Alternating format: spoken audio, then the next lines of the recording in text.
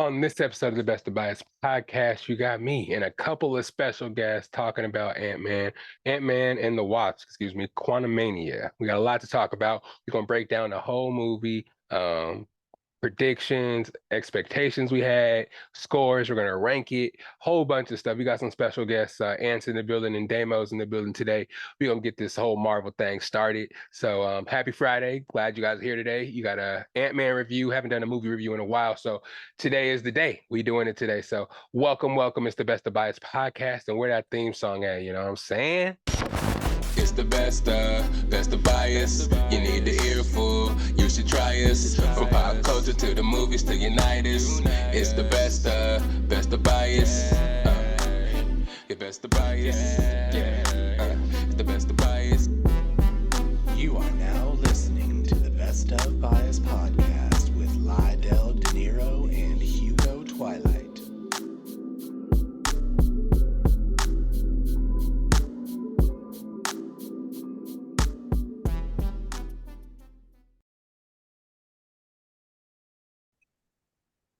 What's up, everybody? It's your boy Lydell Dinero, and it's time for another episode of the Best of Bias podcast. Yes, it is Friday. Yes, it's your favorite podcast. Yes, I got guests, all that shit. Guess what? Oh, I keep cussing. I keep forgetting about the whole new monetization thing. When you cuss, they be trying to take your money away. But hey, man, YouTube, give me a break. I'm trying to do this. But we got some guests in the building today. One at the bottom. Well, I don't know where he's gonna be at when I record it, but he needs no introduction. He was here in the last episode, but he can't introduce himself. Who we got in the building today? Daymolee and SF debate. Yee! You know what I'm saying? I had to pull it up in SF since we're doing the Ant-Man review, you know what I'm saying? Yeah, I'm saying that live from the SF for sure. Y'all already know where to find me. Instagram, the Daymolee _POV. Holla at me. Ready to get this work. Yeah. And who else we got in the building? Ringo, aka Anthony. Swaggy, thanks for having me, bro. Yes, sir. Bay Area native, living in Pleasanton, sell software by day, DJing, dabbling with music production on the side. Pat, appreciate you having me, man. I'm looking forward to talk about some Ant-Man. Yes, sir. It's a long time coming. I'm always happy to have guests on to expand the Best of Bias family. I know we all really deep into that MCU life, and a great movie just came out. Well, we'll talk about how the movie was, but a new one, the first movie of Phase 5 just came out, so I'll be remiss if I didn't get on here with a bunch of special people and talk about the movie, you know what I'm saying? So we're gonna go in depth on that today. Not much on the pop culture. This is strictly Ant-Man and the Wasp Quantumania review. So I hope you guys are ready for some shit. We're gonna get into it, real deep into it, because we got a lot to say. Let's just get it started right away. Ant-Man Quantumania, directed by Peyton Reed. The budget for this movie, $200 million. So they got some work to do if they want to break even. But luckily, domestically, they made 104 mil opening weekend. So I think, over some time, they can actually make that money back. But this one, there's a lot of expectations going into it, man, because this is the first one since Wakanda Forever. Wakanda Forever, I liked it, but it didn't really hit the taste buds like it really needs to. So I expected Ant-Man Quantumania in the start of Phase 5 to really take me to where I needed to go. So that's where I wanted to start, with the expectations of the movie. How'd you guys feel coming in? Did you guys expect this one to be the next great hotness? Everybody knows it's Ant-Man, so it's not everybody's favorite Avenger, but how'd you guys come into the movie? Did you expect a lot? Damo, you want to go first? It's all good. Go ahead. This was actually like the first Marvel movie I did some homework on just to see what people thought of it going in. I like to go into it with a fresh mind and look at it like that. That's why I liked Wakanda Forever. It was one of my favorite Marvel movies. But didn't have super high expectations for Ant-Man. I always thought his movies in particular were kind of like bordered on the corny side. Mm-hmm. But going into it, I heard that this was going to be like a stepping stone for, Phase 6? Phase 5. Phase 5? Yeah. So I kind of looked at it through that lens. Are we doing spoilers on here? Are we like? Oh yeah. Let me let everybody know. Spoiler alert: we saw the movie. It's been out for a week now. This is coming out Friday, so you guys should have seen it. I'm sorry if you clicked on this week. You're getting spoiled. So you can go ahead and continue. I mean, so I kind of knew what to look for going into it. Yeah, Damon, what'd you think? I kind of felt the same way. I was actually like super excited for the movie though. But as like a MCU fanatic, I kind of knew what to expect with the movie. Mhm. Just because I've been following kind of the storyline that they've been trying to tell, Mhm. in a sense. So I knew that obviously it wasn't going to be the best, greatest movie, best rated, and win an Emmy and all of this. But it was going to tell a lot about Kang. And like that's one thing I was most excited about because last uh basically last villain, um Thanos, you didn't really know anything about him until Infinity War. That was Right. like his big movie. Mhm. um but now it's kind of like you're seeing Kang everywhere, pop up here and there, and um you're actually getting to be familiar with your villain and bad guy um before like the final movies, right? So Right. that was one thing I was excited about, is we were going to like meet Kang the Conqueror, and I thought he was going to be one of like the biggest villains out of all the Kangs. Yeah. um just because they obviously had to exile him for a reason. Right. So I was pretty excited about that, and excited for the story to kind of move forward towards Kang Dynasty and Secret Wars. Right. Yeah. Um, That was really cool. I think my expectations kind of stemmed from Loki and the fact that it at the end of Loki and what He Who Remains was talking about, I was expecting to see Kang come out here and be this guy, this variant of Kang anyway, be this guy who was super tough. Nobody can actually fuck with him, especially not Ant-Man or anybody down there. I came into it thinking that he was going to destroy everything and just make it a rap, and he's going to just introduce himself as the big bad of the new phase. But me personally, watching reviews after watching the movie, I did a little background research on Kang himself, and he has a lot of standalone comics himself.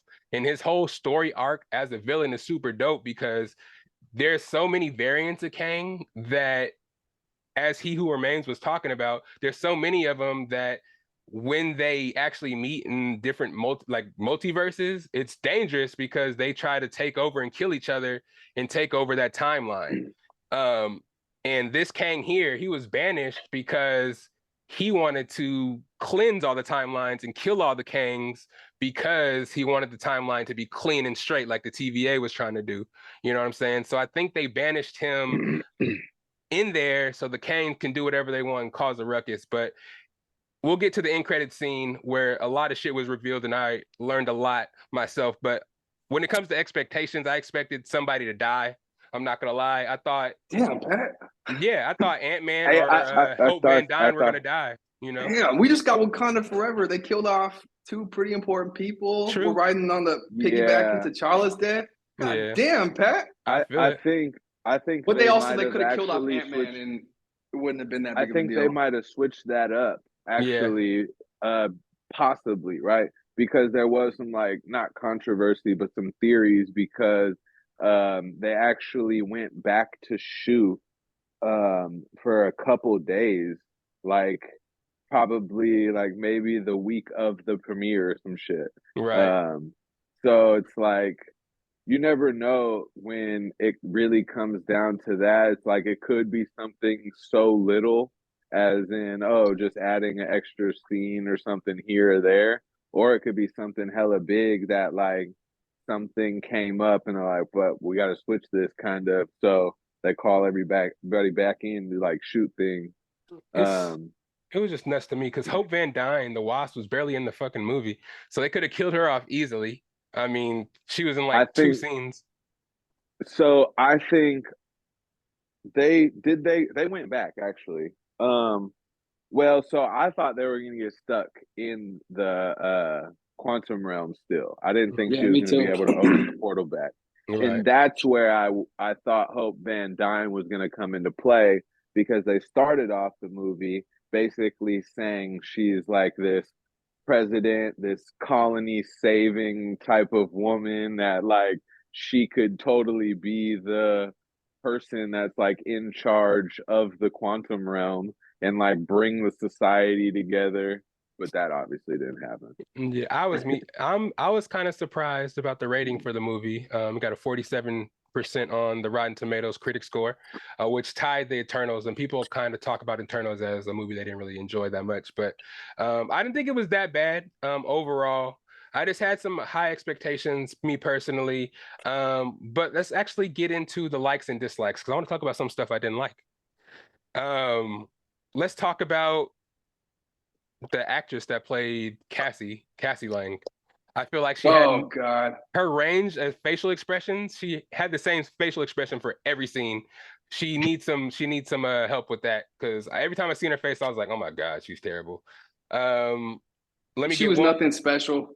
One more thing, I didn't like the fact that he can get big enough to be a giant, but couldn't get big enough to get out of the quantum realm. That was kind of weird. And also, when he got big, he didn't pass out like he used to. He was able to fight a lot longer without passing out. They kind of took that kind of out of it. But I feel it. It was cool. So I read, well, not read, but I saw something about that. His body has basically been getting like used to it, or he's been like figuring out how to get bigger and sustain it longer. And they showed like the progression of how big he got in the Bay, like the first or second movie. And then how big he got in Avengers Civil War, and then how big he got in Captain America Civil War. Then how big he got in Avengers Endgame. And then now how big he got compared to like the quantum realm and everything. He got big, small. I just think his height is relative to his environment. And yeah, you mentioned it. He's kind of progressively, like what he needs to do. I feel like if anything, he needed to get huge to save his daughter. And so like it's power driven, right? Yeah. So the bigger he needs to get and the bigger the moment, I feel like he rises to the occasion. It does not work like that, bro. It don't work like that. That's movie magic. That's movie. No. Yeah, movie strength. When Ant-Man got big, each time before this, he was the same level of like bigness. I think he didn't get sick in the quantum realm because he's been progressively building up to it.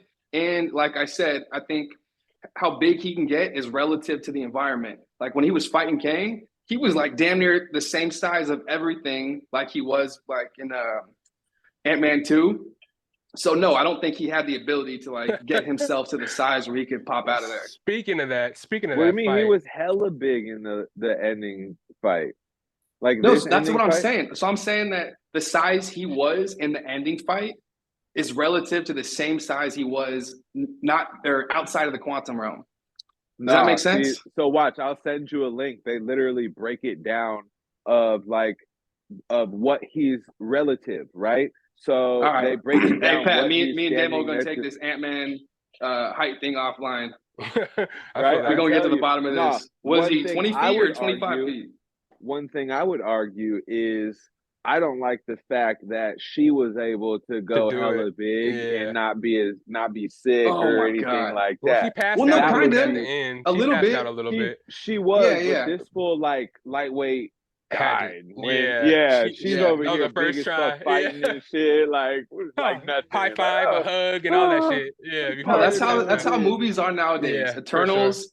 Everyone just comes out super sick. They don't really give a hero's journey. God. Yeah, they're a little different. That's why I think people didn't like that movie as much, was because it almost was like a side story in a sense. Yeah, and they're like, where were you guys at during all this shit? No, we couldn't interfere. The little stupid shit.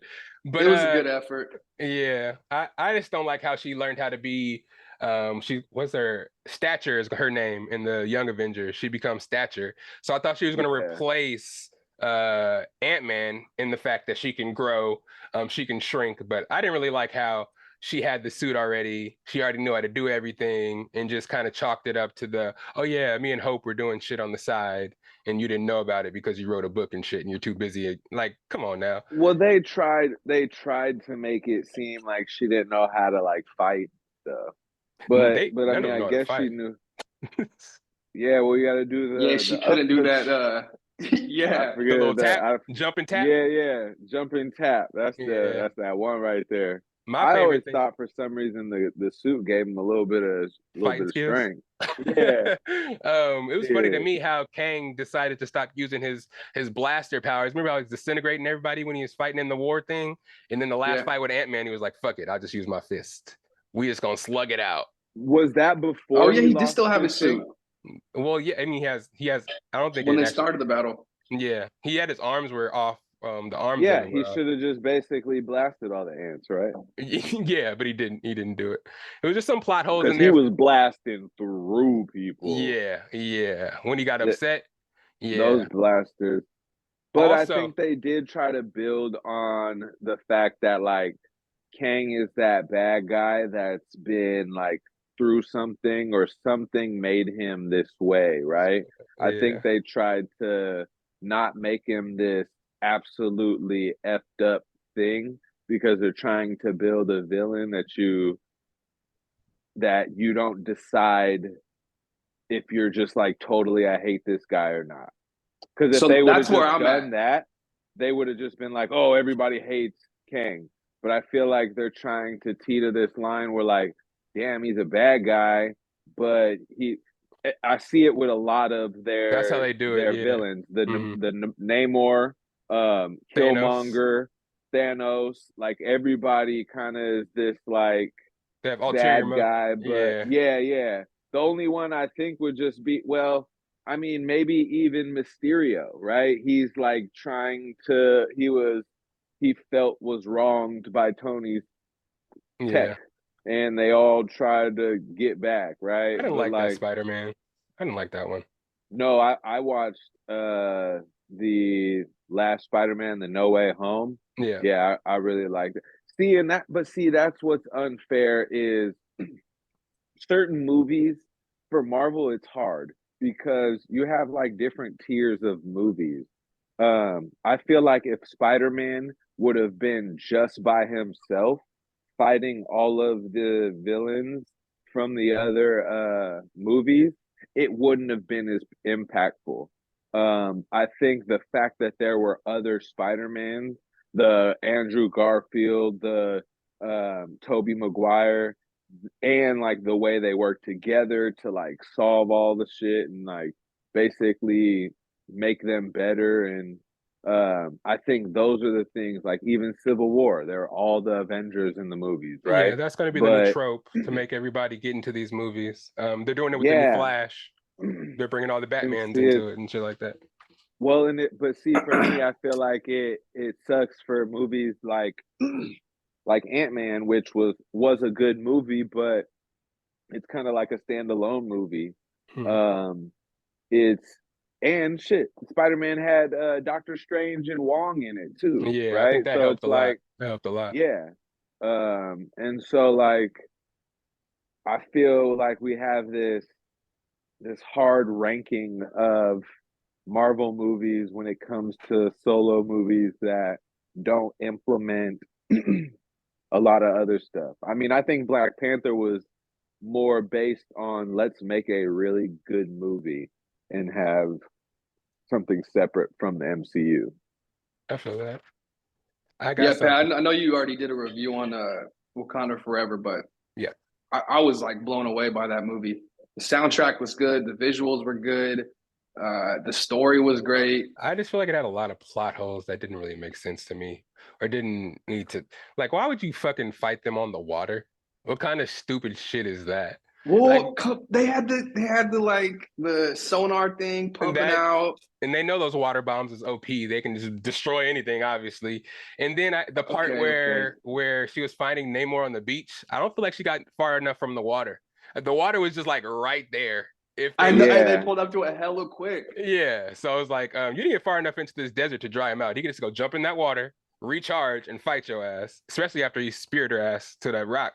He didn't even try to get over there. But I But by feel the it. time they had already touched sand, he had been like depleted of his stuff from her ship. Yeah, but he's still hella She powerful. should have been able to whoop him inside the ship. I'm Yeah, if it- sorry. She T'Challa doesn't would have have fighting had- experience. I T'Challa don't would have. care. She's Yeah. got the suit, bro. Yeah. Okay, Put but this you dude like in just a because you got the headlock. suit, that doesn't mean you know how to use it. Well, I Hey, mean, she you get beat that dummy up. superpowers. She know how to do everything else. She better learn how to fight. She know how to do Yeah, everything she was else like in the world. she was doing some You crazy know how to shit, but she arm just wasn't a wrestle great this fighter. nigga? Arm Speaking wrestle of this that, nigga, you're like, Speaking oh, of that's that, all it takes to be Black how Panther now. many kid geniuses do we need in the MCU? Cassie Lang's obviously a genius too. She learned how to make a Nah, fucking. she Who do we gotta got? go. Cassie. I'm sorry. Uh, My favorite is You got Ironheart. Riri.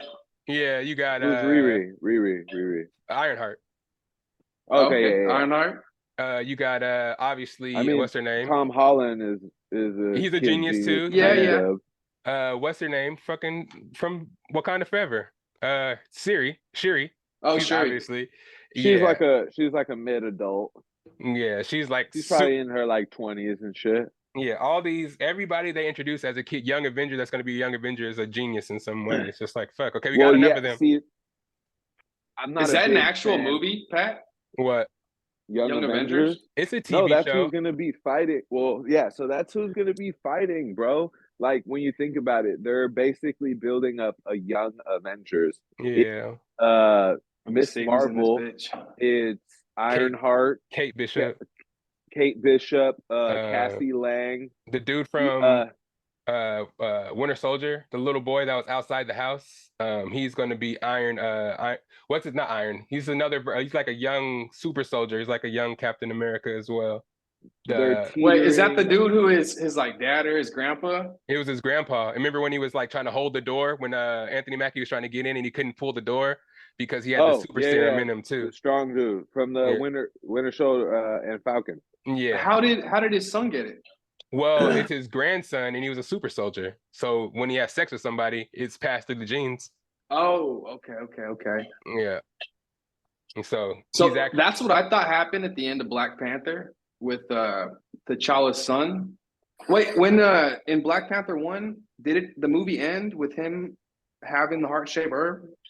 Yeah. Okay, so when he died, he should have passed it to his son before he died, right? Well, yeah, like theoretically, yeah. And I'm sure he's part of he's Wakandan, so it's like it would accept him. That's also an interesting thing because they do start off Wakanda Forever with her trying to recreate the heart-shaped herb. Yeah. So the only thing I'm thinking is T'Challa could have like tried to get rid of the heart-shaped herb inside his body, go live a normal life with Okoye? Well, her name is I was gonna call it. That's a real name. Hey, doesn't someone challenge him at the end of the movie?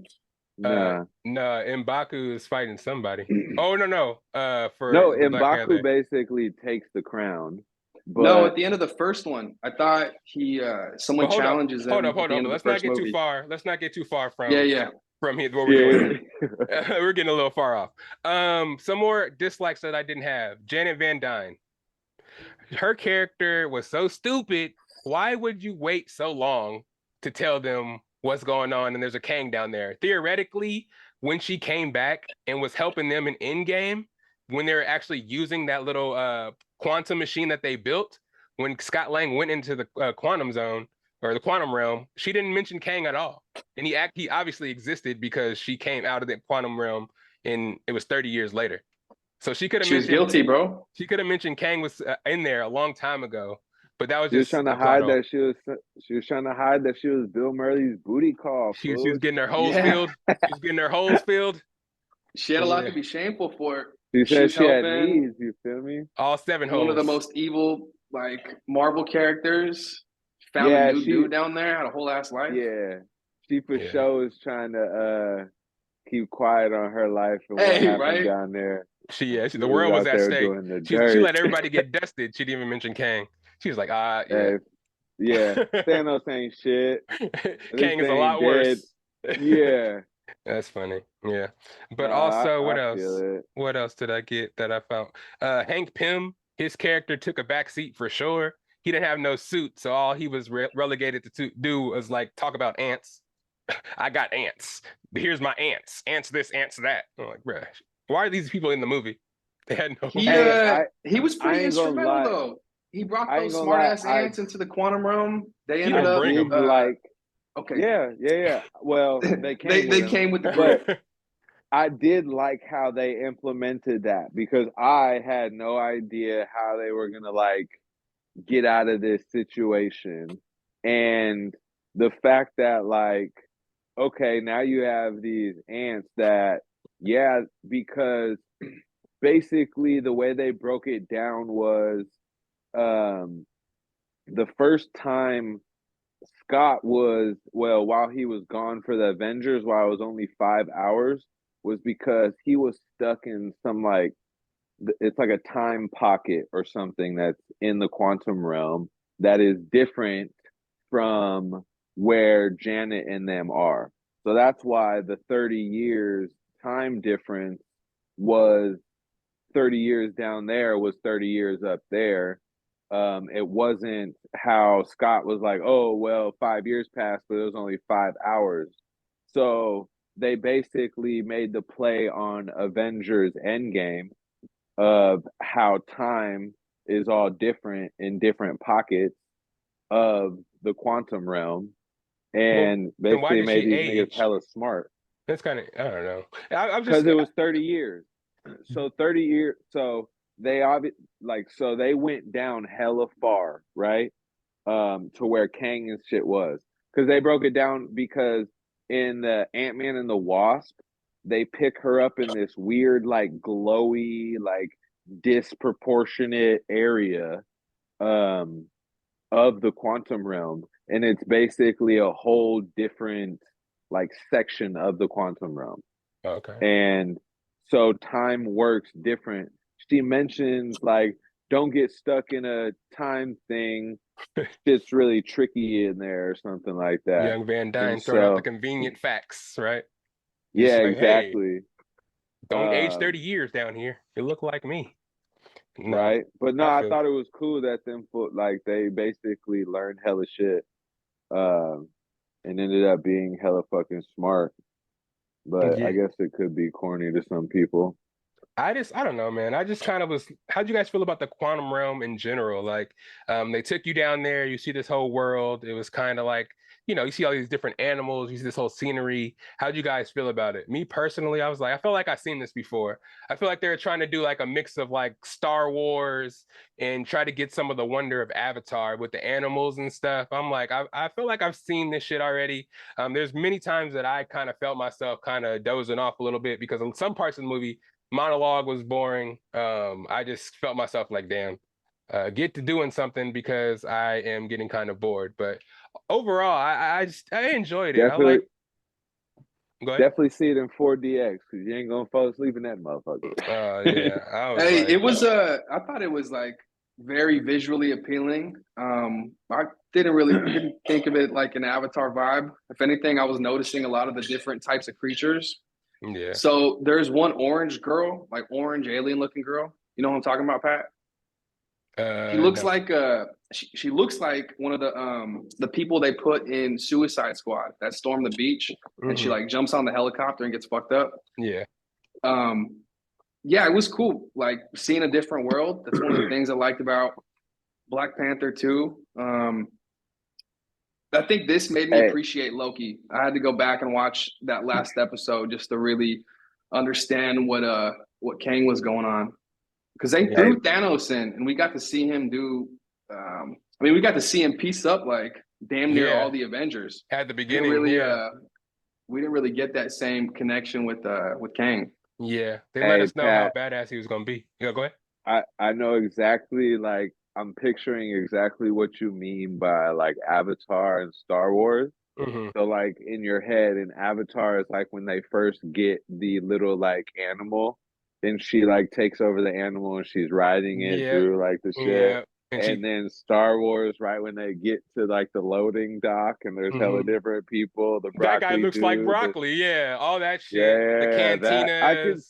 I could see, yeah, right. The cantina, the play on the Star Wars, like how he flies in on his ship, like, Yeah, but in a sense, like, hey, that is a way to try and draw another type of audience, yeah, right? absolutely. Without like totally going that route. Hmm. Like, especially now they're shooting a lot of movies for IMAX, Hmm. 3D, and stuff like that. So they're taking into consideration, oh, what are these like cool visuals and things that like experiences that we can put these people through. Like Yeah, shoot, now they could throw a like California Adventure, but an Ant-Man ride to where an Ant-Man or an Avatar ride to now where you're going through those type of lands instead of going through different monuments and stuff.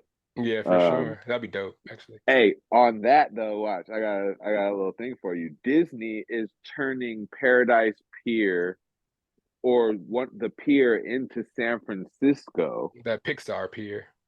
Yep, that's the Pixar pier into San Francisco, and you got to think about it. Shang-Chi, Ant-Man, all of those things take place in San Francisco, and Marvel Land is like right next to That's going to come into my theory too, as well, when I get to talking about it. some of the theories I have that Kang is looking for, because I do feel like Shang-Chi and the Ten Rings are involved.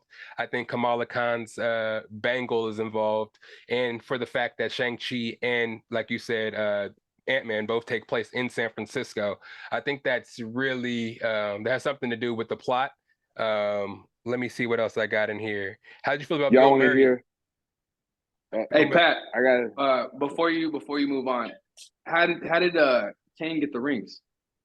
He doesn't have them yet, I don't think. I think he is well, so the using rings down there.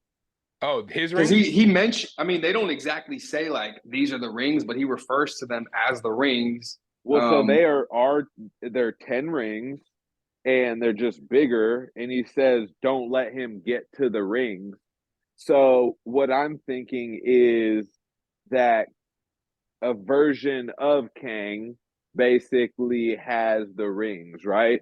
So when you're talking about the multiverse, Oh, like from an okay, like I got you. so basically I was watching Doctor Strange and Wanda when she killed herself and the dark hold. Yeah. Um he mentioned she killed the Darkhold in every multiverse. Hmm. So I'm thinking that there could be multiple like rings from multiple multiverses, you know what Hmm. I'm saying? Hmm. And one of the Kangs, while he was conquering shit, could have gotten hold of a version of the ring and he had them when they banished him to the quantum realm, Okay. and that was something that he used. Um, So maybe he or needs them something like that, again a since his were second pair, destroyed. Yeah. Yeah. right? So he's got the second pair, and Shang-Chi's got the first pair. You And left Shang-Chi with when the you right put them arm. together, something crazy happens, right?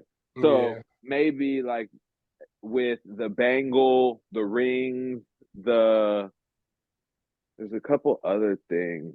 Um, Maybe all of those are gonna work in together because and the eternal shit because everything is a lot of like circular stuff, right?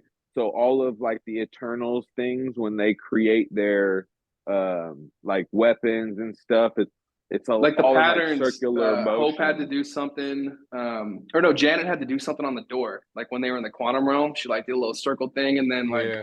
all that shit popped Circles. up. The time travel. Tony had to try a inverted circle, which is called Mobius. Haha, hit on Loki. It was a Mobius inverted circle or whatever, Hmm. and that was the clue that made it to where um, time travel was possible. I feel it. Yeah, but it's all like the same writing. It looks like on the bangles, the rings, and stuff like that. So that's going to be interesting. Hey, another theory, blah blah blah. Another theory I heard was so Kang really wants to basically he had a vision that he wants to have a baby with like the ultimate celestial mother type of thing. And so that is Mantis, because Mantis is what's his name's Ego. daughter, is Ego's daughter. So she's a celestial or whatever the hell. And so if Kang basically had a baby with Mantis, he's creating this like ultimate dominant bloodline. Well, there And so he's trying to get her. I do want to talk a lot more about Kang because there's a bunch of variants that have a bunch of different characteristics that are kind of interesting to the MCU. Especially one of the ones at the end. What's his name? His name is Rama Tut, who is a descendant of Franklin Richards, who is Mr. Nathaniel, Yeah, right? his name is Nathaniel Richards. So he's going to be a descendant of Mr. Fantastic. You know what I'm saying? Reed. So yeah, Reed Richards. So he So is Nathaniel is Reed's dad, I don't think it's his supposedly in the dad. This is comic. like a super descendant, like because he actually I don't know if it's his dad because he goes back in time and stays there for a long time and gets hella powerful as Kang. They even have a Iron Lad version of Kang, which is basically a Kang Iron Man who wants to be a good guy and is not actually interested in taking over the timelines like other Kangs are, who ends up being bad because they all eventually, as you kill them, they all the other ones kind of form into what they call Immortus, who is basically the main Kang of them all, which I'm going to get into in a little bit. We got to get to this commercial break real quick. We'll come back and we'll get more into Kang and some stuff I know about Wakanda Kang. back. Wakanda back, and we'll talk about Phase 5 as well, some expectations and stuff for that, and we'll get into some more shit. But right now, we get into a commercial break. We'll get you some beverages, get you some beverages and refreshments for the same thing. But it's the best of Bias, and we'll be right back. You feel me?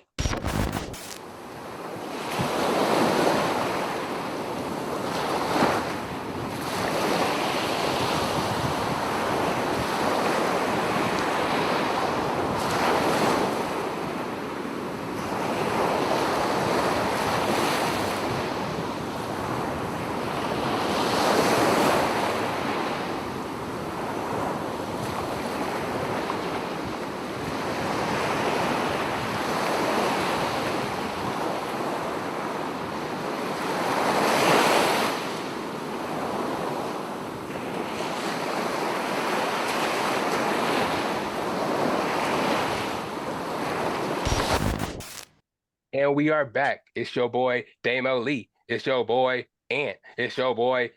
Well, you know my name, Lydell Dinero. We in the building. We was talking a lot about Ant-Man Quantumania, but there's some stuff we need to get to, some nitty-gritty that we actually need to get to. We're going to talk about Kang because basically, in my opinion, Jonathan Majors carried the movie as Kang. Again, we talked about our expectations going into the movie and seeing Kang, introducing us to Kang and stuff like that was a big part of what this Ant-Man was going to be about. I mean, I think that was personally the big draw to the movie because Ant-Man and the Wasp. I didn't really like Ant-Man 2.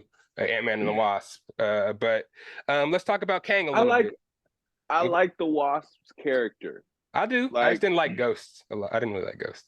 Yeah. Yeah, they didn't even finish this. Big fan. Go ahead.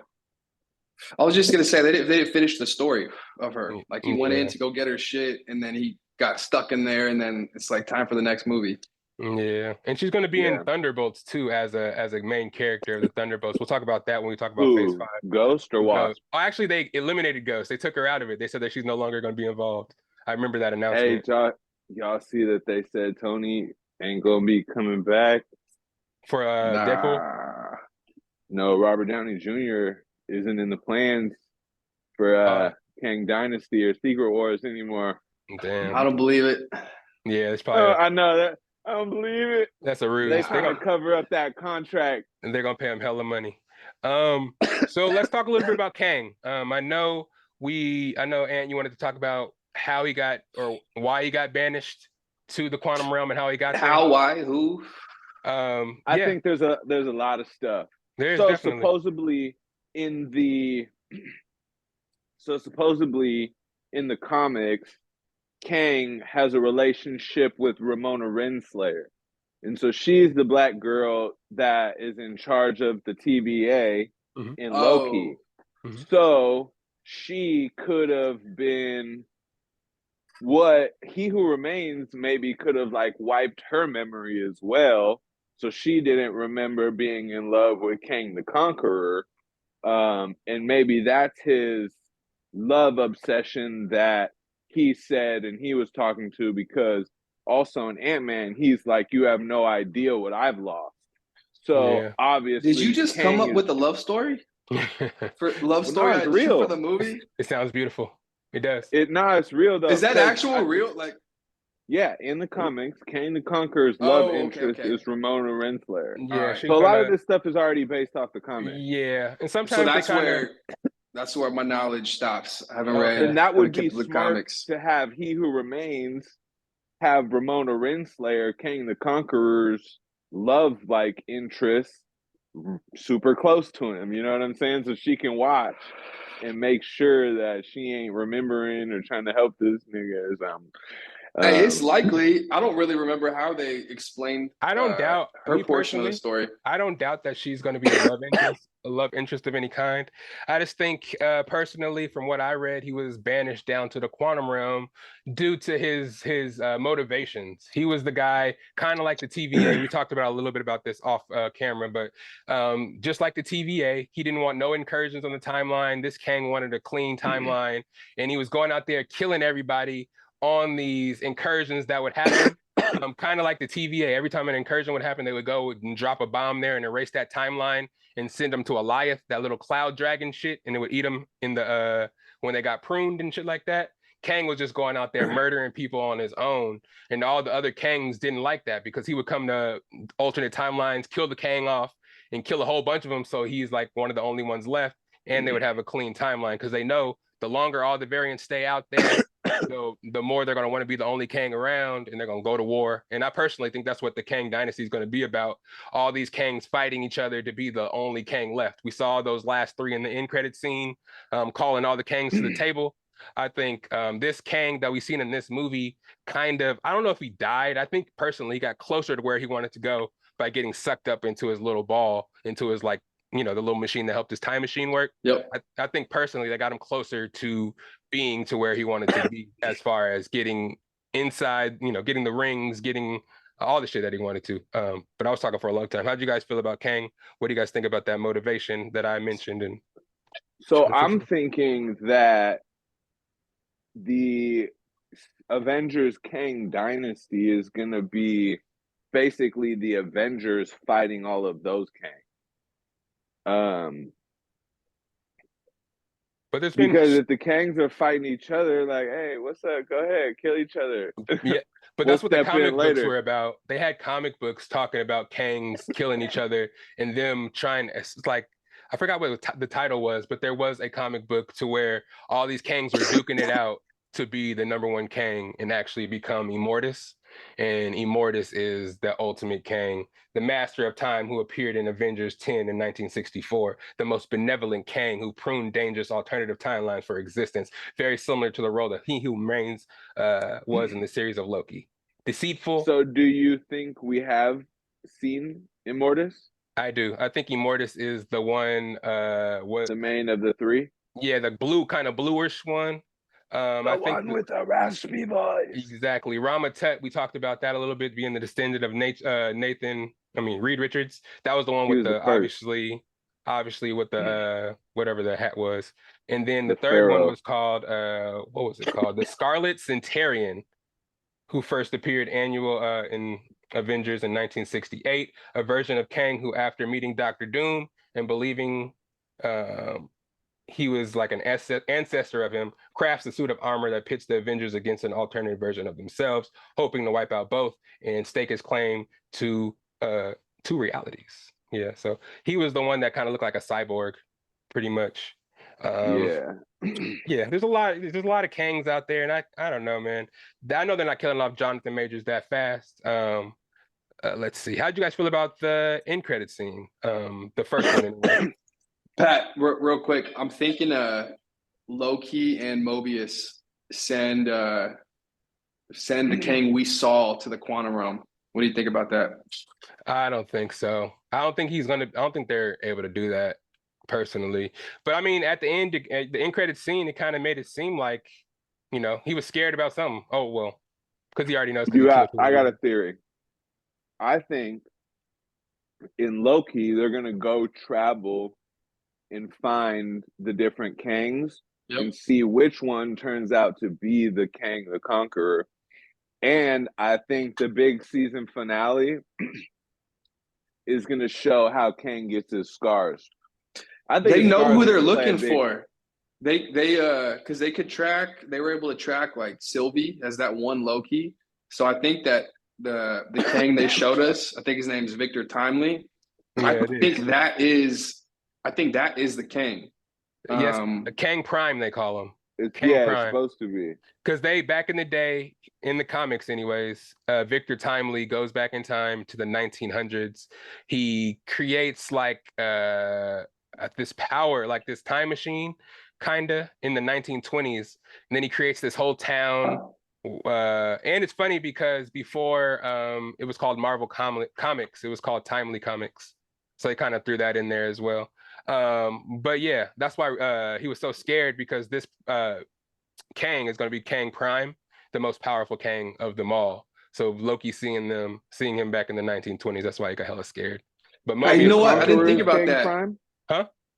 I didn't think about Kang Prime. No, this Victor Timely guy that Loki is seeing back. So who would be Kang Prime in like modern day? I would say, I want to say Ramatut, honestly, because he was the first one. You know what I mean? But I don't know. I don't really know. Like I said, I haven't. Well, that would be interesting. Well, because I would think Ramatut came before Victor Timely. Right, because that's way before. That was like they could be from different. They could be just different variants. Timelines. Yeah, it gets really confusing. Yeah, I know. Well, yeah, I guess I was just going off like the Egyptians was like way back when. I mean, it makes sense. But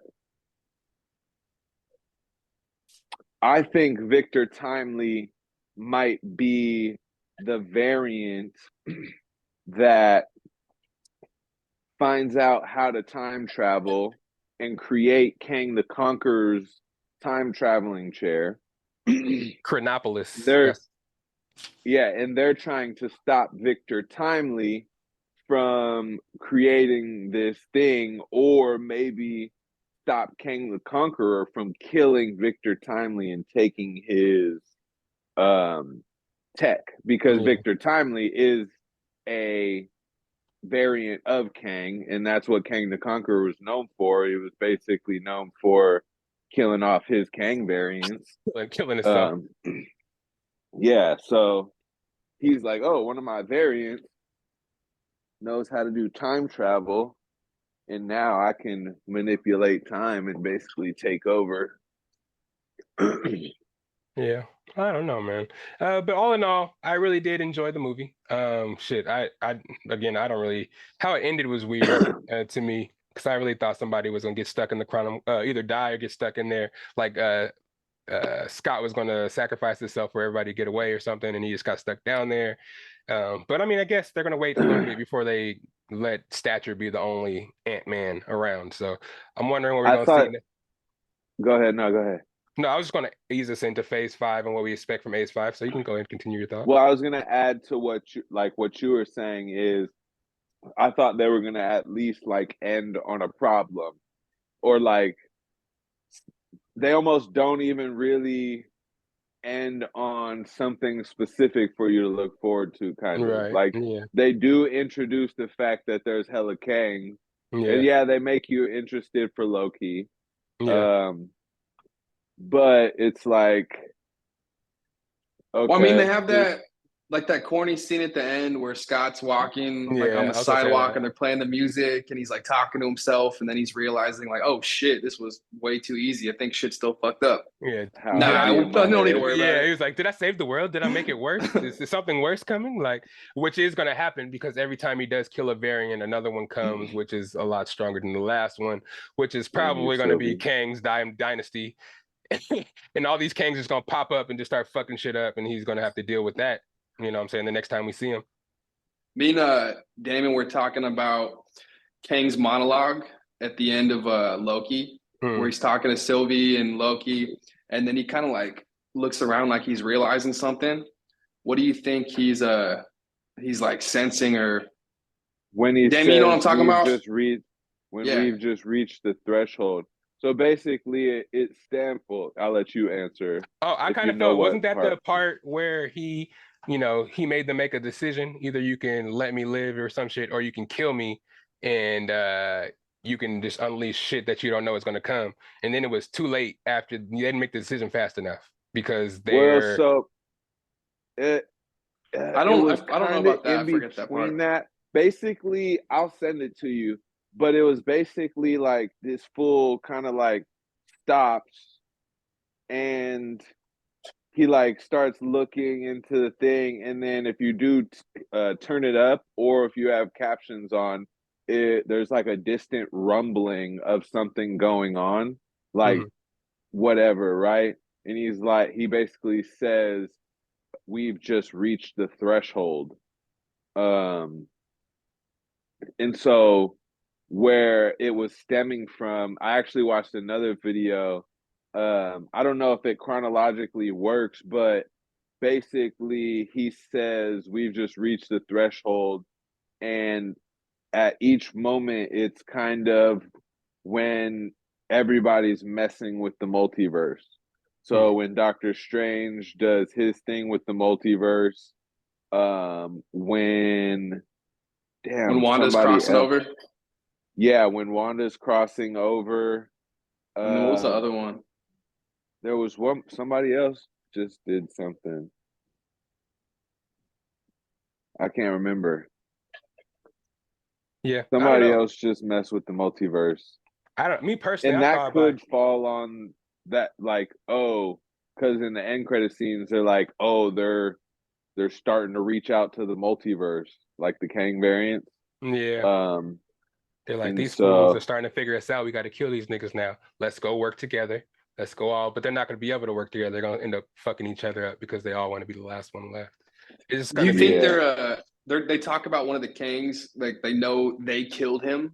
I thought they were actually talking about the Kang Sylvie and Loki killed. But the movie set it up to where they made it seem like they were talking about the Kang we just saw. Well, that Kang killed the Thor variant, so he's supposed to be super OP. Unless that Thor variant was a puss, then Uh, I don't know. But could yeah, have man. been he could have been an alligator, you never know. The little frog Thor just stepped on his ass.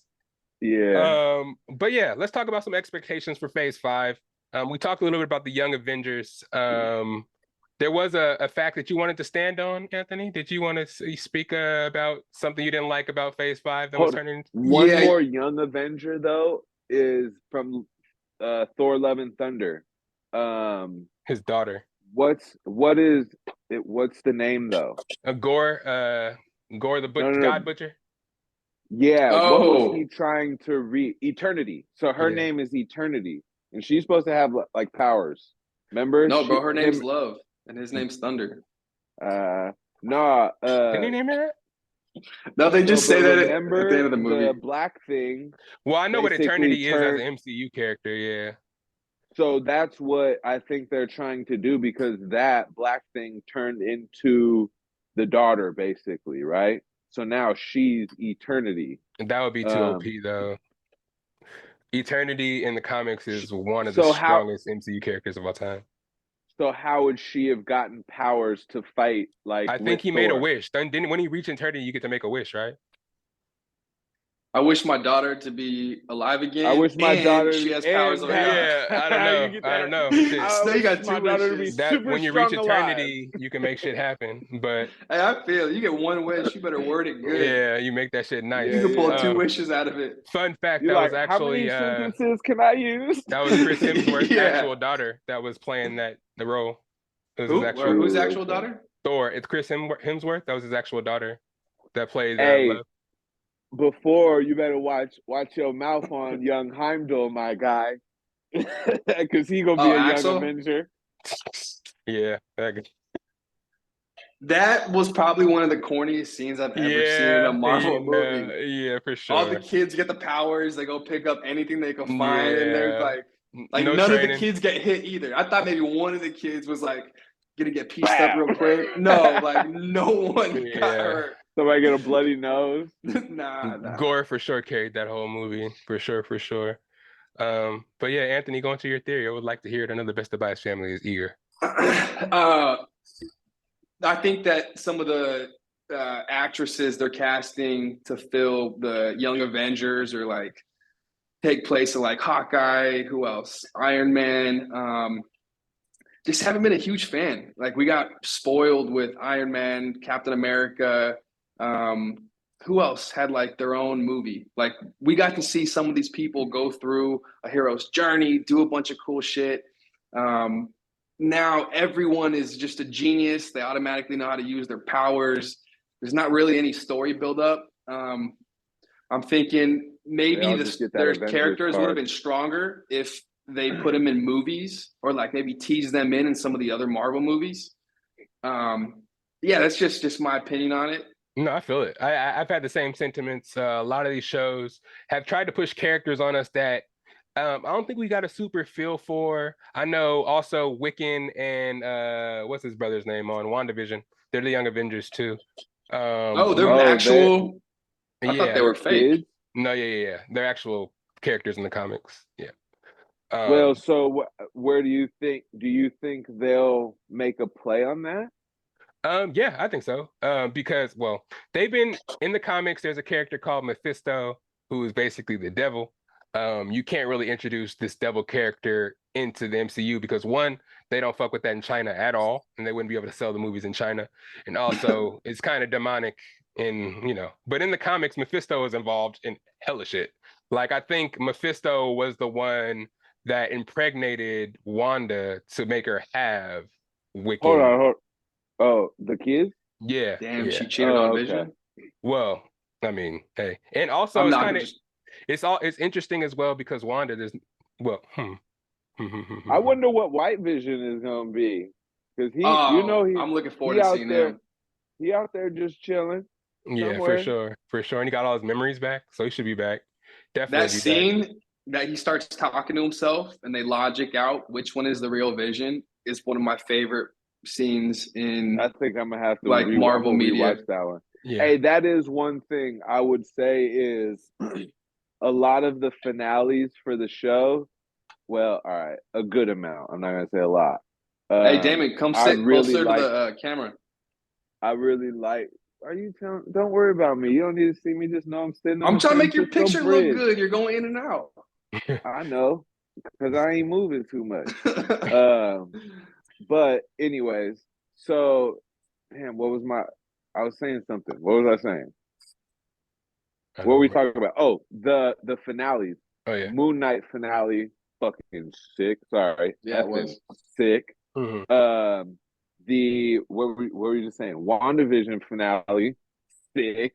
Mm-hmm. I did like the Falcon Winter Soldier, but it was like not as it wasn't as like theatrical and like super done well. I feel like they were trying to pump out a good show. Hey, you know what? It's hard for them to do that finale. The She-Hulk finale might have been worse than the Game of Thrones finale. It was terrible. It was for sure terrible. Those might go down the two worst in history. Yeah, that was terrible. It was cool. I mean, they finally showed her really breaking the fourth wall and shit, but it was kind of stupid. It was really stupid how they did Yeah, that. break the fourth wall a little bit better than that. Yeah. What? There was another show that I really liked. The ending for. It's not Winter Soldier. Loki. So Loki was dope. What Fuck, other what was shows it? were there?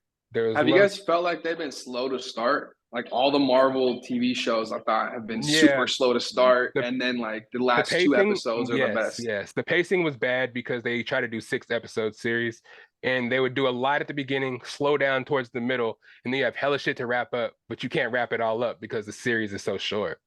It should almost be like maybe like a 2 to 3 part thing, or something longer, so Or they can just a tell the movie. story.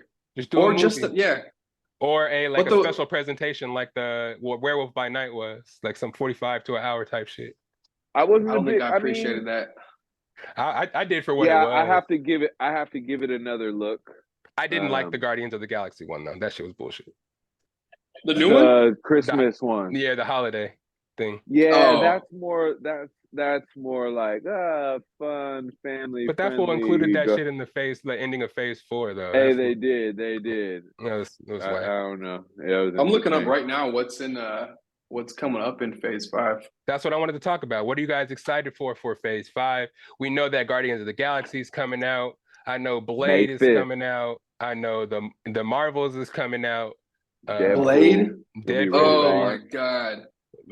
I know Who's playing Blade? Mahershala Ooh. Ali. I'm gonna So, look him up. what do you think? He was in right. Luke Cage. What do you think Guardians is gonna do for like the story? Because what comes after Guardians? So, when does Secret Invasion come out, Pat? Secret Invasion. I think that it comes out late. That I comes think out this year, though. 2024. Ooh. No, with Nick Fury. Yeah, I think that, I don't know, because they still have to do Captain America World Order. That's coming out too. Anthony Mackie, and they're gonna do the Thunderbolts. That's a TV show though. But the Thunderbolts is it's kind of crazy because it's hella super soldiers. It's a team of supposed to be like Suicide Squad. They're gonna have Yelena Belova. They're gonna have fucking Red Guardian. They're gonna have Red Hulk, Winter Soldier. It's supposed to be Ghost, but I don't think they're doing Ghost anymore. But it's a whole bunch of super soldiers, freaking Taskmaster, a whole bunch of people like that. I think I'm most excited for Captain America. Yeah, And it's just I got this hope that we're gonna see Cap yeah. somehow. They're having Early Harris. 2023, it says. Okay, that's dope. Early shit. That's right now. The Marvels, I could skip that one. I'd Mm. probably only go see it because it's a Marvel movie. Freaking Yeah, because we're gonna have to wait. gonna be That's connective why tissue. that's really only why. It's funny. I ain't gonna lie. I appreciated it, but I saw that they're implementing this full Matt Murdock and Daredevil into a bunch of stuff. So I went back and watched the seasons of Daredevil. I mean, that's it was cool. Yeah, Daredevil's I sick, man. definitely like him a lot better as a character now. Yeah. And it's funny seeing him in like other stuff playing the lawyer. So I Hey, did you see the old think- Daredevil movie? Yes. Ben Affleck. So that's I kind of went into it with like that's my Daredevil. I never really watched. I don't think I've watched some episodes on Netflix, but the Ben Affleck Daredevil one was great. Kind of curious how they're gonna tie this one in. This From what guy I've seen of plays- the Daredevil on Netflix, they cast him well. I thought Really well. they kind of like enhanced him in Hulk to show what like they showcase what he's probably gonna look like in the future. Yeah, I'm looking forward to that one definitely too. got to watch if you haven't seen the show. Yeah. You definitely got to watch the show. Basically, like long story short, somewhat of a spoiler is he is blind, and blind people have like very emphasized senses of height. He has emphasized on emphasized. stuff. Yeah, So- it's hella. Yeah, he can basically see like sonar. So Yeah. yeah. So and then shit, he can fight his ass off. The fight scenes in Daredevil are dope. He be whooping ass, and he can't even see. Hey, And but he be getting his ass whooped, he be getting too. hella tired. He be like, "Fuck." Just Yeah. But it'll whoop their ass though, like bad. And then Punisher He comes in a little bit later. See, he's for sure like he's like the Captain America kind of. Yeah, he does a really good job of playing blind too. It's believable for sure. Yeah, right. Man, his And it's motions. funny because I was watching the new the newest Spider-Man, and he's his lawyer when they find out that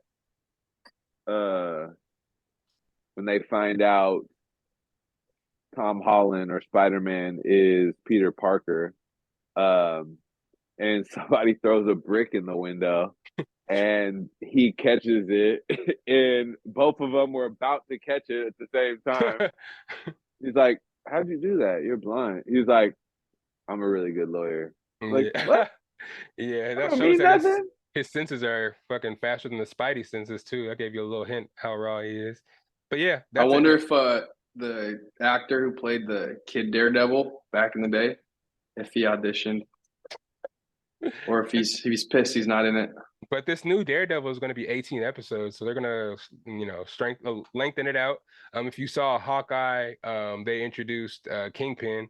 Well, he was in the actual Netflix show too, Yeah. they introduced him to the MCU side of it, and you saw Echo shoot him in the face, and that's part of the whole Daredevil story as well. So that's how you knew they're going to ingratiate it all together.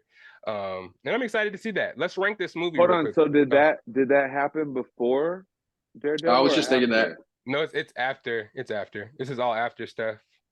Oh, Because okay. he's older. He's older in this. And and they tied in the story to where when Hawkeye was Ronin, he was basically fighting for Kingpin and taking out all of the rival gangs and stuff, right? Yeah. That's what Hawkeye was about. I'm pretty sure. That's what because he said in about Kingpin to the Hawkeye, girl.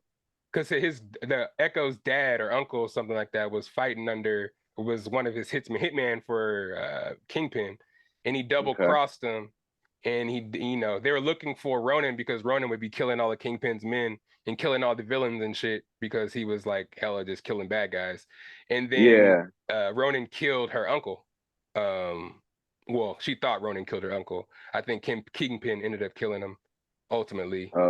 And that's why she got hella mad, because Kingpin basically raised her after her uncle got killed, and he really had her uncle killed in the long run. So she was looking for Ronin this whole time, but Kingpin was responsible, and that's why she shot him in the face at the end. Yeah. Hey, I'm bummed that they're. I mean, I don't know if they are, but I haven't heard anything about Black Widow. I'm bummed we're not going to see her. I feel like she was kind of like the glue between the Avengers. Like, she could talk Hulk down. She was tight with Clint. She had her own little thing with Cap. Damn, she had her own little thing with all of them. Hulk is not going to be in any more properties because he is a Universal. The contract for the Hulk is with Universal, so they can't really use him for his own solo projects. And they're not going to really. I don't think they're going to do any solo stuff with the Hulk. So they're just going to push in Yelena Belova, which was her sister, and everybody liked her anyway. So they're probably she's going to be part of the Thunderbolts. I think she's going to be a part of the Thunderbolts as well. But yeah, let's rank this bad boy. In comparison to the Phase 4 movies, where do you find it? Phase 4 movies were Shang-Chi, Eternals, Spider-Man No Way Home, Doctor Strange and the Multiverse of Madness, Thor Love and Thunder, and Wakanda Forever. Where do you think this falls for you? So how many movies is that? A point of reference. What did you rank some of the other ones? Number, or like ranking on those movies? We can do both. We can do rankings in the diaspora of the freaking Phase 4 movies. So yeah, out of those, and then you can give it a number if you'd like as well. How many were there? There's 1, 2, 3, 4, 5, 6, 7. So I'm gonna just pick how many I liked more than that, and that'll give us what number we rank it. Oh man, that sucks because there's hella. Definitely liked Spider-Man more than that. Just only do the movies. Yeah, that is the movies. What do you mean? That is the movie. The Spider-Man No Way Home. I liked more than that. Thor: Love and Thunder. Oh, they're gonna be tied for right now. Doctor Strange. Yeah, I like Doctor Strange. Actually, oh yeah. So I liked Ant-Man more than Thor: Love and Thunder, just because I really liked Kang, the story that it told about Kang. Mm-hmm. So I'm gonna rank that better than that. MCU wise, I'm ranking it higher than Wakanda Forever. Definitely ranking it higher than Eternals. So yeah, I only have like 2 or 3 in front of that, right? Spider-Man. So Yeah, Shang-Chi. Spider-Man, Doctor Strange. Oh yeah, so Spider-Man, Doctor Strange, and Shang-Chi.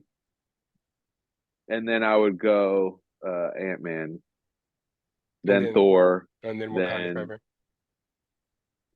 Wakanda Forever, and then Eternals. Okay. What about you? I would probably put Wakanda Forever or Wakanda Forever before Thor: Love and Thunder. No, actually, I'm not an emotional person, so Wakanda Forever was a much more emotional movie than Thor: Love and Thunder. Well, fuck, they both were. I hate that shit. I'm saying Wakanda Forever. That's my number one. I'm going back and forth right now. Oh shit, Shang-Chi's in this? Yeah. Damn. I'd say Wakanda Forever, Shang-Chi, and then I gotta go with Spider-Man just because they literally brought back the OGs. Doctor Strange, and then I'd say Thor, Love and Thunder, and Black Widow. Okay. Are we giving them a number 2, or are we just ordering them for now? Ordering for now. I'll get to that in 1 second. My ranking. Where'd you put Ant-Man in that? You didn't even put. Oh, is Ant-Man after all of those? Yeah, Ant-Man's the start of phase 5. Well, phase 5. Well, we're putting it in compared to those, like those movies that just came out. Oh, so yeah. What would you rank? Ant-Man's better than Black Widow. Ant-Man was better than Eternals. Oh man, you don't think so? I wasn't a huge fan of Eternals. I like Ant-Man better than Eternals. I didn't see that on the list. Eternals is like I'm throwing at the very bottom. Yeah, Eternals is the last movie in any category. Yeah, it's bad, pretty bad. But yeah, for me, I was so hyped for that too. Yeah, it was supposed to be good. They had good actors in that shit, and they just killed it. Freaking, was Harry Styles in that shit? At the very, very end? Yeah, I think he was. Star Fox? I don't know. I don't remember exactly, but for some reason, I'm just having him in my mind about being in that movie. First, I'm going to put Doctor Strange, Multiverse of Madness, number 1 for me, followed by Spider-Man No Way Home, then Shang-Chi. I'm going to put Ant-Man there in the middle, Wakanda Forever, Thor: Love and Thunder, and then Black Widow. I was not a fan of Black Widow. They fucked up Taskmaster. Oh my God. Taskmaster is like one of the sickest MCU characters, and they femaled it up. Nothing against females, of course, but they didn't have to do that. Everybody knows Taskmaster is one of the dopest, and we know his backstory, but for her to be like somebody's daughter that they had to remake because she exploded or some bullshit. They should have made him a robot. Yeah, exactly. That was easy. They should have made him binary. Come on, you guys had it. You guys had it. Fucked it up and just made the movie so fucking fake. It was just kind of ridiculous. But before we give it numbers, we have to take one more break. Then we'll rank these movies and then we'll get up out of here. I know we've been talking for a while and y'all probably want to go to bed. It's Friday or go out and party or something. So give me one more second here. Get you one more drink. Smoke you one more. And come right back because we got a little bit left and then we'll get you up out of here. It's the Best of Bias Podcast. It's Friday. You know what it is. Yeah.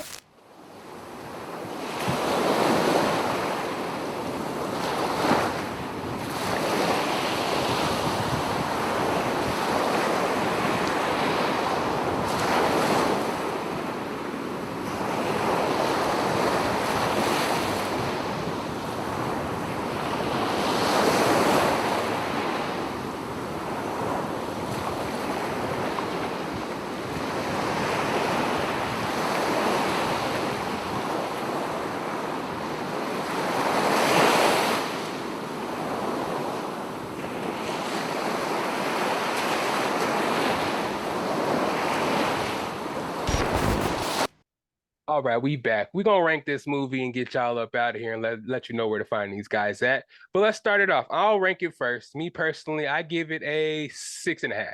Personally, again, sometimes in the movie I was kind of dozing off a little bit and trying to stay awake. I didn't have the 4XD like y'all did.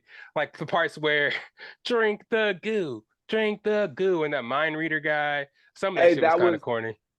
I didn't like drink the goo, but what the goo did was really funny. I Yeah. wish like we had that in real life. Like you go to like a foreign country and you could drink some shit and boom, that straight translating juice. Like Have you guys seen John Carter? Yeah, that movie's all right. They do the Where same he thing goes in to that one. Mars? Yeah, they do the same thing in that one. He has to drink some liquid and he can actually understand them after he drinks the liquid on that. So, but I mean, I'm not saying they for your ranking, you got all right, you ranked it a 6, right? 6.5. Or 6.5? 6.5. So what would be a 8.5 and what would be a 4.5? Like movie wise. 4.5, 4.5, 4.5. 4.5, I would give Eternals. Because there's some good stuff about Eternals where I wouldn't give it like a 1 or a 0. There are some good elements. Something that would be on the better side, but not a perfect movie. I would say Captain America Civil War for me. Ooh, great. Something I liked it, but I didn't like how fucking Iron Man was acting in that movie. It kind of diverts me from watching it. I'm like, bruh. So you would have rather them be like the vigilante type superheroes? Yeah, I just didn't like after he saw the video and all the shit that happened after that was like, damn, bruh. Like we're just gonna make this shit super complicated. I feel it. So I kind of agree. I feel it.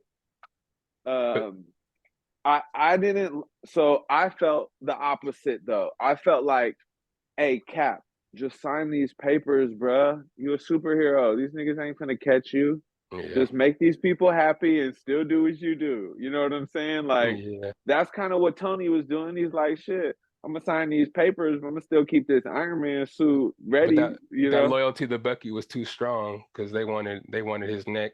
And Tony wanted him. I feel, and that's hard. Like Bucky killed his folks. Like you just watched a video of dudes standing right next to you choke your mom out. Like, true. That's a tough one. Yeah, like I don't know if I could just be cool with that. Like, dude, just choke my mom out and kill Pops. But I feel like he should be logical. He's a smart guy. He should know this nigga. He was brainwashed. Like you can't really Russian brainwash. You can't do shit about it. And it's not like he made the choice. He was probably even more mad because before he went off, he turned to Cap. He was like, bro, did you know? Because if Cap really didn't know, then I think Tony wouldn't have totally went off and got all mad. Yeah. But he was like, Cap, did you know? No, I didn't know anything about it. Boom, I'm off on you, though. Yeah, it was a lot. It was a lot. And I at that point of the time, I was also tired of them having movies about them fighting each other and not really having a big bad to actually go after. It was like, okay, we get it. You guys fight each other. You guys don't like each other, but you ain't got to have every movie of you guys being internally fighting each other. Like Age of Ultron, they brainwashed them again, and it's basically them versus them. It was just a lot. But I give it an 8.5 because I do like the variety of characters and was that the super introduction to T'Challa or was Black Panther before that? I think that was before I don't remember. Black Panther. Yeah. That was because T'Challa just died in that movie. What'd you rate Endgame? Endgame, I would give Endgame a 9. Yeah, 9 10. It was really good. I just So you really liked, all right, so I was talking earlier to somebody, but about those like chills movie moments, right? So like the portal moment. Even to be honest, for Civil War, I had that kind of like chills moment where they're in the airport and they all running at each other. Like, oh shit, it's about to go down. So that was like a good scene for me. Spider-Man, when all three of them, well, there was a couple kind of chills moment where they like started working together in the lab to like, well, actually, I'm not gonna lie, I shed a tear when Andrew Garfield's Spider-Man got to save MJ. I was like, damn, my nigga came full circle, bro. Yeah, Missed he was out so on his happy about that. MJ, and he got to Damo, save what his MJ. are you ranking it? Spider-Man or Ant-Man? Spider-Man. Spider-Man, I would rank 9-ish. Yeah, like teetering from Wow. the. Well, I just watched it, Okay. so and I really liked it. It had a lot of like the good qualities. One, it was super nostalgic, so that's always a plus. It was action. It was a lot of action. It was pretty funny. Like there were a lot of moments I really liked about it. Like in Spider-Man, the fact that these are like cool things. Like okay, you've seen Doctor Strange and the Sorcerer Supreme lady knock so many people out of their bodies, and then the fact that this full Spider-Man gets knocked out of his body, but his Spidey sense in his body is still like able to keep the little thing away from Doctor Strange, and he hella can't get it. And like Spider-Man's hella like, oh, this shit's tight, and then like swims back into his body. Yeah, And then this I don't fool like how and they did Doctor Strange in that one. but it was kind of cool. I feel it, but it was cool. Like how Doctor Strange tried to get Spider-Man into the mirror dimension, and like Spider-Man's like, oh, is this geometry? And he starts like doing math, and he's like, this one minus this, and he's like, you know what's sick? Math. And then like hella gets this full, and I was like, hey, that's tight, because that's some like Tony Stark shit, you know? Like Tony would outthink somebody who like has certain powers type of stuff. Pat, I could see why you didn't like Doctor Strange in that. We see him do so much sick shit, and then he like low key gets beat by Spider-Man. He takes his whole shit. He takes his ring. I know, leaves him there for the whole shit. It's funny to me. But you gotta, it's a Spider-Man but like movie. Spider-Man has a sense though. Like Spider-Man has this Spidey sense that's like a real thing. You know what I'm saying? It's like this the cool instinct. Yeah, like but Doctor Strange essentially can do anything. So it's like, well, you can't come up with an alternate plan to get that box back. But without that, it would be no movie. And it was 3 hours, so they had a lot of movie to show. So I get it. It wasn't. And he was trying to take it easy on him. Yeah, he's a kid. He's not trying to like whoop him. Yeah, like I feel like if Doctor Strange was trying to hurt an enemy, he would have been able to do something, right? If that was like an alien or Thanos, like, I'm about to put the work on this one and kill him. But like Doctor Strange is trying to just like get a toy from your dog running around the house, you know?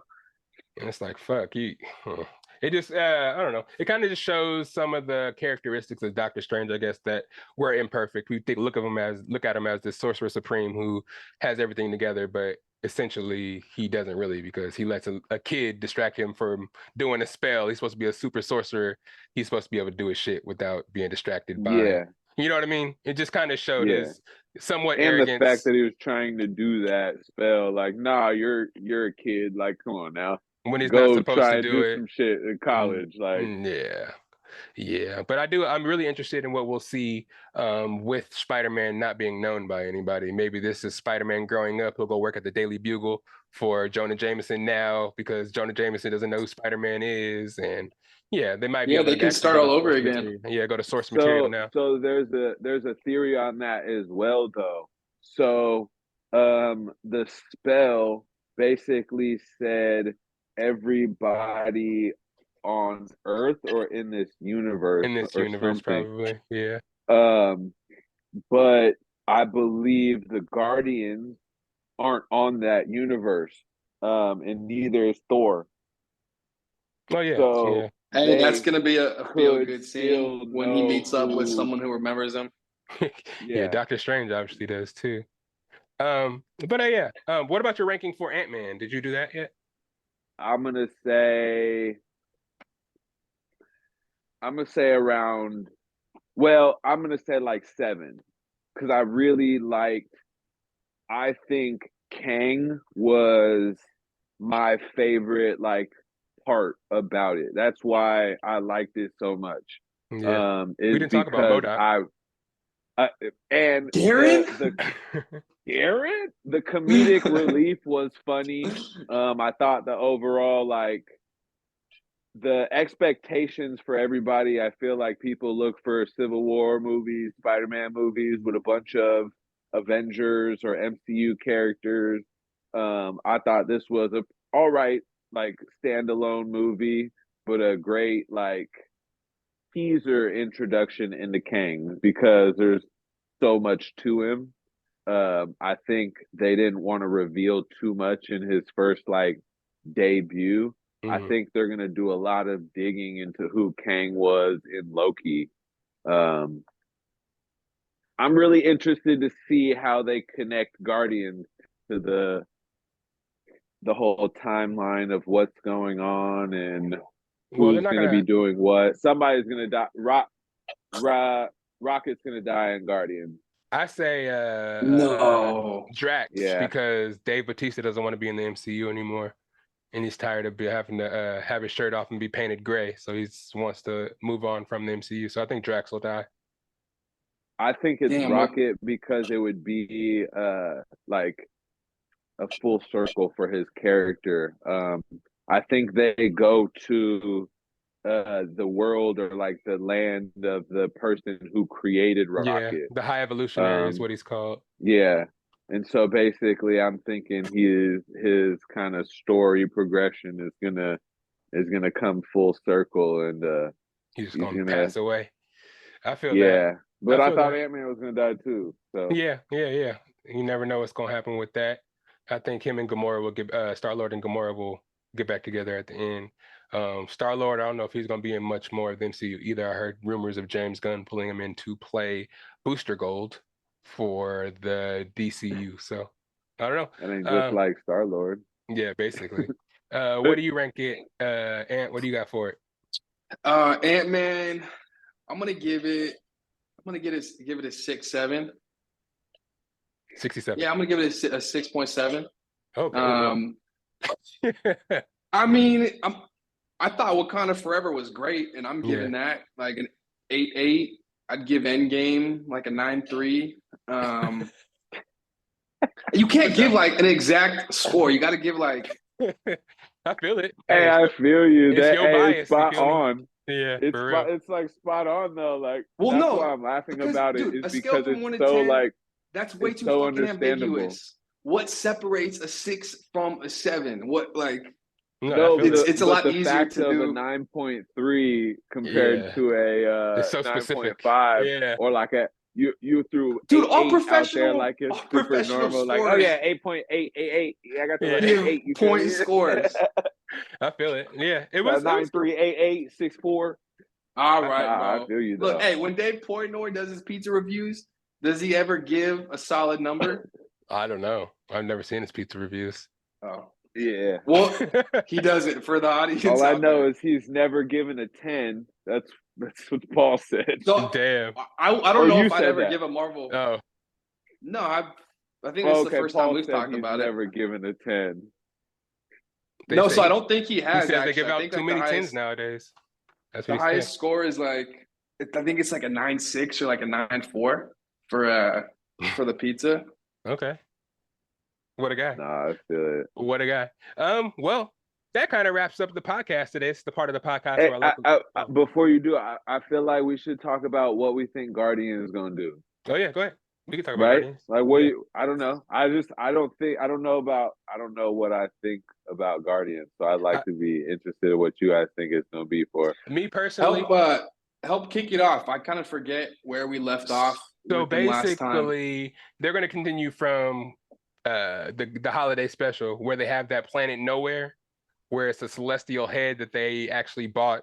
I don't know if they bought it and talked about buying it in that episode, but they're going to be there. I think their last mission is going to be, I think Peter Quill goes. The celestial that the Eternals stopped? No, not. That's another thing that was hella funny, that celestial was popping out the water in the middle of the ocean and nobody fucking noticed it. But anyway. Wait, what? They remember? Didn't the Eternals stop it was coming out. It was coming out of the water. I gotcha. And the hand froze. But doesn't that look like the same celestial that the planet Nowhere looks like? I don't remember Kinda? exactly what it looks like, but it's just a floating head of a celestial that they Oh, okay. inhabited and they live there now. So I think Peter Quill tries to go back to his hometown, his home planet, and try to go back there. I think they experience the High Evolutionary on that planet they land on. They get kidnapped by the High Evolutionary, get thrown in jail. That's where they meet up with the Gamora variant. So that's Uh, Peter Quill's home planet? Not the animal one, but I think they're on a journey to go back to his roots Oh, and okay. go back to his home planet. I don't know how they end up on the one they are. I don't know if that's his actual home planet, but somehow they end up in jail with Gamora. They end up breaking out, and the High Evolutionary's whole thing was that he was trying to create the perfect species. So he would hella experiment on hella different Experiment. animals and hella different people to try to make them these perfect beings and kill. He would kill everybody else. So How do they get to a new multiverse? who? The Guardians. I don't think they get to a new multiverse. I think Oh, they're just It's Gamora a was already different brought planet. in. yeah, she was snapped. Gamora came back He from came in with Thanos. Yeah. Yep, came in with Thanos from the when they were doing the in-game stuff with the alternate universes The and shit. time heist. So Yeah. she gets separated from them in Guardians somehow, and Yeah. maybe they go bust her out. They already But did she- a prison scene. But she don't have the memories of the old Gamora, so she don't know nothing about the Guardians or Peter Quill. So they have to do that whole shit about falling in love again. She's probably gonna not fuck with it and fight them the whole time. And then something's gonna happen, probably the death of Drax or Rocket, that brings them close together. They're gonna realize that they really are in love, and that's, Peter Quill's gonna make her remember. She'll remember, they'll get back together. And I'm not too sure exactly what'll happen at the end, but I know the High What made Evolutionary. them fall in love in the first place? They had Just great chemistry, bro. Yeah, Peter I Quill don't was being hella remember. weird. Just him playing the music for her and them dancing together. It Okay. was a little spark. And then at the end, they just ended up in love, I guess. Yeah. But yeah, I don't know, man. It's James Gunn's last movie on the MCU. So there's two ways this shit can go. He can either leave it all on the table and just pack it in and just be like, I'm going to the DCU now, or he can really put a bow on the Guardians of the Galaxy and go all out and do some shit. But I think there's going to be some deaths for sure in this one, unlike Ant-Man for sure. What do you think the credit scenes is gonna reveal? You think it's End gonna credit? For gonna Guardians, be some new Kang stuff, or Yeah, I think think so. it's gonna be some? I think it might be some like Marvel stuff or Miss Marvel stuff, like introduce the Bengals or something somehow, or maybe like I see the post credit being maybe something related to one of the Marvel TV shows. Yeah, like because that'd be a Secret good way to start Invasion sprinkling in or- their stories into the movies. So I'm for gonna sure, be fucking pissed if they just start like literally just start throwing the Marvel new characters into like these big movies. It'd be nice to see them kind of like introduced in one movie and then like we see them again. I think we are going Well, to see a so lot of them in like Secret Invasion.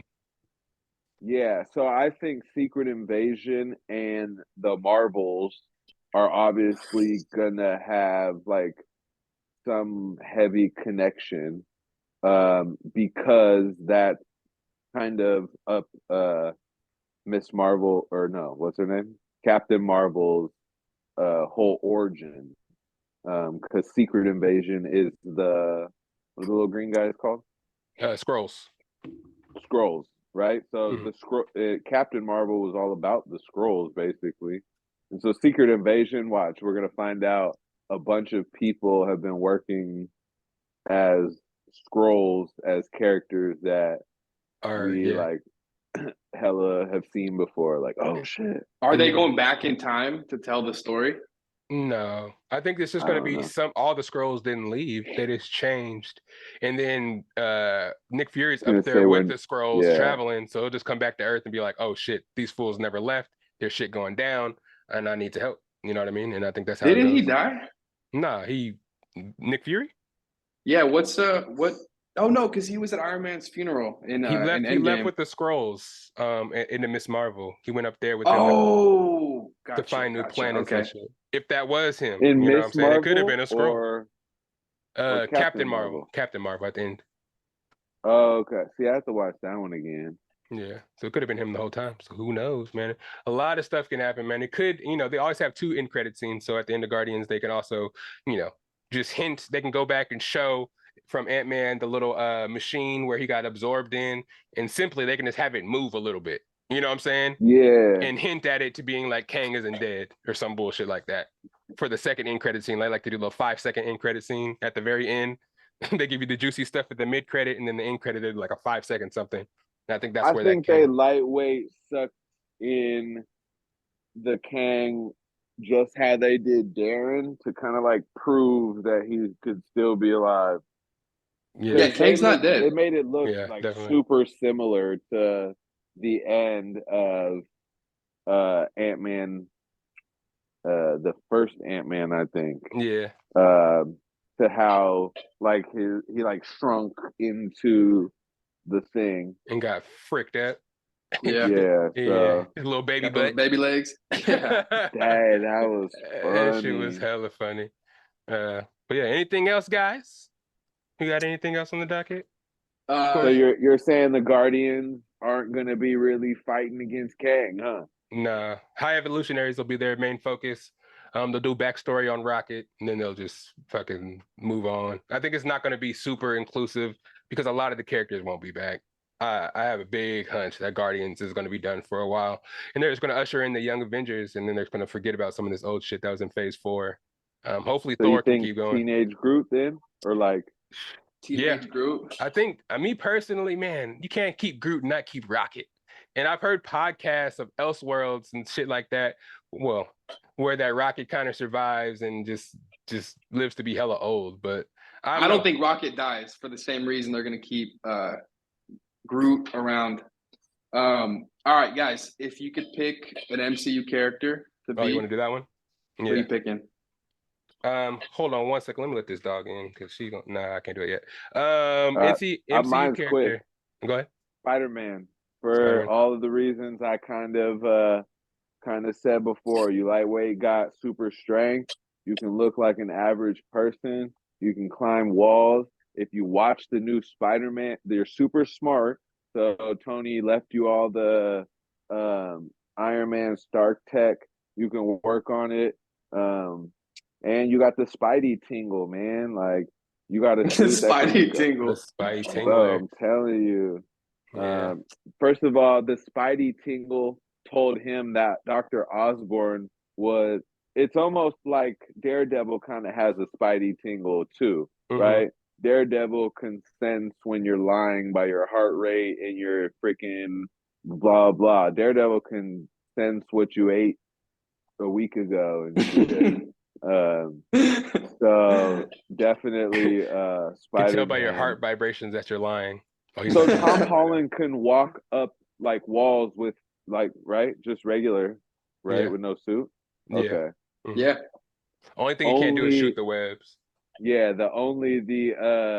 and see, that was another funny thing in the Spider-Man movie is they hella made fun of Tobey Maguire for being able to like. So they're like, where does it come from? Does it come out of other places? Make that stuff. Yeah. Like I don't know who I would be. But go ahead. Who would I be? I would probably be. Oh shit! Damn! I would either be Thor or a freaking Quicksilver. I like the super speed power a lot, in the fact that realistically you get none of the adverse effects of what would happen if you really had super speed. Because if you realistically had super speed, stopping your ankles would shatter. Your metabolism is kind of crazy because you're so fast, you burn off your calories hella fast. And some side effects of people that had super speed and other shit, they age hella fast. If you they age faster. You run out. You only but if you only use it right. If you run super fast, you age super fast. But if you just be walking normal, you don't age super fast. You know what I'm saying? But I'll take the like dash level speed where you have none of the adverse effects. Quicksilver, you know what I'm saying? He had the silver hair from running hella fast, Quicksilver, and he was kick ass. You know what I'm saying? Double character right there. But yeah, and Thor just for the fact that he's a god and he can do whatever the fuck he wants and nobody can beat him really. Yeah. Anthony said Thor has too much weight on his shoulders. He's got the Asgardian people, and like No, he he's left got that to to be Valkyrie. a god. He's got to be a god. Yeah, he has way too much responsibility. He ain't Like gotta do Marvel shit. So I was too. like, Thor just got The them expectations powers, of Miss boy. Marvel are I- way higher than like expectations for Spider-Man. So Captain Marvel, I pick Captain Cap. I He pick Cap if I actually could he be actually someone. has no responsibility if you think about it. His now, parents right? his Thor? parents the are new, yeah. the new Parents Thor. are gone. Ragnarok destroyed Asgard. So the new Asgard he gave to Valkyrie. His girl is basically all he Loki has to worry did. about. She But did. What do you mean, Jane did? yeah, pretty much. She's Loki in did. Valhalla. Yeah. So yeah, he So has pretty much basically, no all you got responsibility. to worry about is Hey. Thor playing with the Wi-Fi. Hey, not Wi-Fi, no password. Fish in the fridge. Fish in the bucket. There's a scene in Thor: Love and Thunder where he pulls up on one of his old Viking homies, like she's dying, and she's talking about how she's like excited to go to Valhalla, But and he's like, "Well, that's only if you die." Die in battle. right in the Yeah. battle. Maybe your arms in Valhalla. That's hella funny. Yeah, for sure. You know, that's the same girl that be whooping Loki over and over again in his show when he's like stuck in Whooped jail. his ass a hella times. No, I didn't catch that. He's like, yeah, I'm a Yeah, piece of yeah. shit, basically. Yes, basically. Yeah. He cut her hair off He's in stuck that in like scene. the infinite time loop. Yeah, it's like a memory to where he cut her hair off, and then she was hella mad for cutting her hair in her sleep, and he just Okay. kept beating his ass over and over and over, and he's like, "Why did you do it? Because I'm compensating for." And once he did that, they let him out at the time loop. You know what I'm saying? It's on some self-realization shit. You feel me? But yeah, what about you? Did you already pick? Yeah, I said Cap. Oh, Captain Cap. America. Yep, he's a simple dude. He could easily just stop being a hero and just blend in He and can't look like a normal ass But dude. see, that is not Cap. Yeah, He it's not cannot his just not personality. be Look, a bro, hero. I'm He's Cap gotta in this world. He's got to be Cap Yeah. America, man. He's got to do the right thing. He's got to save everybody he and can, bro. You He's got got to that put Cap part. himself. He's got to put himself. Like he's over never gonna greater stop good. fighting anyone. Yeah. No, bro, I feel like Has anybody shot him Iron before? Man is a little more like that. Hey, Cap? I think they missed an opportunity when Kang was whooping Ant-Man's ass for Ant-Man to make the joke and get up and like, I could do this all day, like Shit. Captain America says, They should've. because he's just like idolized Cap, you know what I'm saying? So like him kind of trying to come full circle and be like, I'm the Avenger holding it down. Also, That would've this fool been funny. Kang had the Force in the beginning of the movie. This fool had the Force. He was able to. Yeah. He was choking him and Cassie Lang through the whole thing. Yeah, but at the end when he was So- fighting him, it didn't work like that. He didn't have that shit no more. He wanted to throw hands to show he can stomp on Ant-Man's face, but he had the little secret thing. That was another funny ass scene. You could tell he was training for Creed. The way he was piecing up Ant-Man. My nigga was in straight boxing mode. Yeah. Hey, They but got that him was in how Avengers Thanos pieced shape. up. Hey, that was that shit though. When Thanos pieced up Hulk Oh to yeah, start the movie, and then slammed that his was- ass. Yeah, it was over with. yeah, that he was like, okay, my turn, nigga. What's up? What? Yeah, that's the thing about I feel MCU it. though. There's I so didn't many really other- get how we scared Hulk so bad that Hulk didn't want to come out. Yeah, I didn't like that part. and they try to disguise it as, oh, the Hulk. He just was- got whooped. He got whooped, and he's tired of fucking what's his name that he turns into? Bruce. Yeah, he's scared. He's mad that Bruce only uses him when he needs him. When he needs, when he exactly. needs to So fight. he didn't want to come out and be used again by Bruce in the Hulk be situation. getting shot. And Yeah, buildings landing you. on I didn't know him. He be falling. Hulk was from so hella sensitive. far. I mean, know. Well, shit. he tired. He been trying to not die for so long. Yeah. Yeah. And then he goes to Sakaar and just becomes the Hulk for 3 years and shit. He says, "Fuck it." But yeah, I know. Nigga just had to take the whole 6 Infinity Stones and shit. Like, got a burnt ass Man. arm. yeah, Hulk been through it, bruh. Yeah, he has. He definitely has. Hey, yeah. you can tell Hulk was hella sensitive in Endgame when this nigga was mad that they made him take the stairs and he fucked the whole shit up Yeah. and knocked Tony out. He's like, Hulk, don't take stairs. And it's hella funny how he was gonna kill the dude that they was destroying Asgard. He jumped up there about to take his head off. He was like, Hey, no, right? no. Yeah. It's hella funny. He just want to kill people. I need to brush up on some of the past movies.